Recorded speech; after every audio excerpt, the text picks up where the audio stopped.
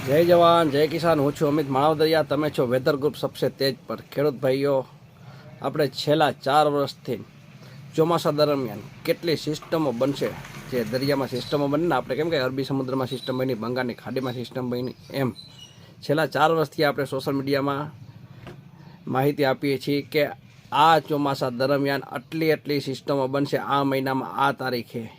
હવે આપણે 2026ના ચોમાસા દરમિયાન પણ તમારા સમક્ષ માહિતી લઈને રજૂ થયા છીએ। તો હવે જે સિસ્ટમો બનવાની છે, કયા મહિનામાં બનવાની છે, કઈ તારીખે બનવાની, એની તમને માહિતી આપું છું। એક નોટને બોલપેન લઈને તમે લખતા જાવ, એટલે ફરીથી વિડીયો જોવો ના પડે। આ વિડીયો તમે જોઈ લ્યો એટલે લખતું જવાનું, એટલે યાદી સચવાઈ જાય તમારી સમક્ષ, એટલે એ પ્રમાણે તમારે ખેતીમાં આયોજન કરવાનો ખ્યાલ આવે। કારણ કે 2-3 સિસ્ટમ પહેલાં જોઈ લેવાય કે અમિતભાઈએ કહ્યું છે કેટલું સત્ય નજીક રહ્યું છે, તો પછી પાછળનું જે હોય એમાં પણ સત્ય નજીક રહે। શરૂઆતમાં ખોટું પડ્યું હતું, કાગળ ને બધું તોડીને ફેંકી દેવાનું, બરાબર। એટલે આ રીતે આપણે સિસ્ટમની માહિતી તમને આપી છે, કઈ તારીખે કઈ સિસ્ટમ બને છે તેની। ચાલો મિત્રો જોઈએ હવે 2026ના ચોમાસા દરમિયાન બનતી સિસ્ટમ મે મહિનામાં 20-21 તારીખની આસપાસ એક સિસ્ટમ બનશે। હવે જે આ સિસ્ટમ બને છે એ ગુજરાતમાં આવે અથવા ગુજરાતની બાજુમાં જ નીકળે અથવા તો ગુજરાતમાં ના પણ આવે, પણ આપણે આ સિસ્ટમો કેટલી બનશે એ તમને દર્શાવી છે।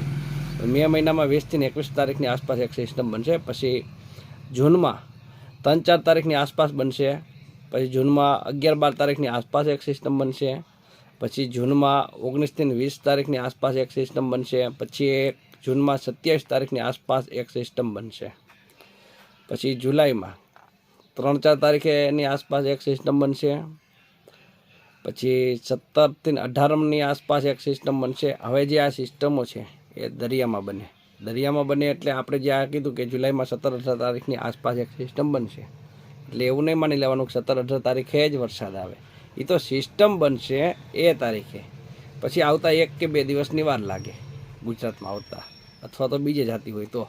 એટલે આ સિસ્ટમ આપણે બને છે એની માહિતી આપણે આપીએ છીએ, વરસાદ ગુજરાતમાં થશે એની માહિતી આપણે નથી આપતા કે આ તારીખે થશે।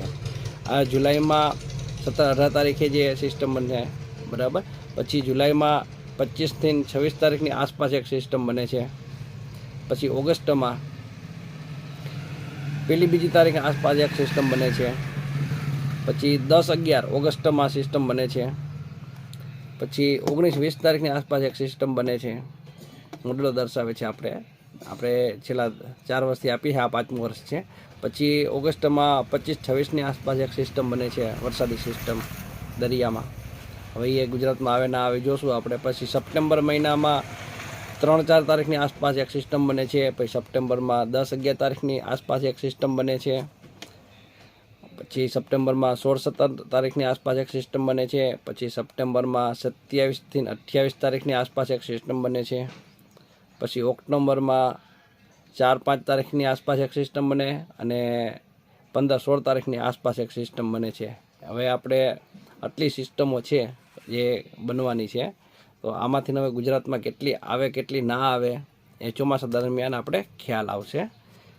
કારણ કે આ સિસ્ટમ બનવાના જે તારીખો છે, મહિનો છે, એ આપણે દર્શાવ્યું છે। હવે ઘણી વખત એવું પણ થતું હોય છે કે સિસ્ટમ બને અને બંગાળની ખાડીમાં બને અથવા તો અરબી સમુદ્રમાં બનતી હોય।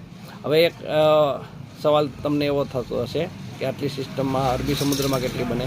તો મિત્રો, ચોમાસું બેસે ત્યારે અને ચોમાસું વિદાય લે ત્યારે અરબી સમુદ્રમાં સિસ્ટમ બનતી હોય છે, બાકી ચાલુ ચોમાસામાં બંગાળની ખાડી હોય છે સિસ્ટમો માટે, આપણે ગુજરાત માટે।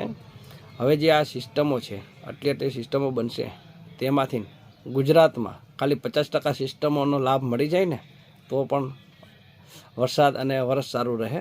હવે જોઈએ આપણે કે આટલી સિસ્ટમમાંથી કેટલી સિસ્ટમો આપણે ગુજરાત રાજ્યને લાભ આપે છે।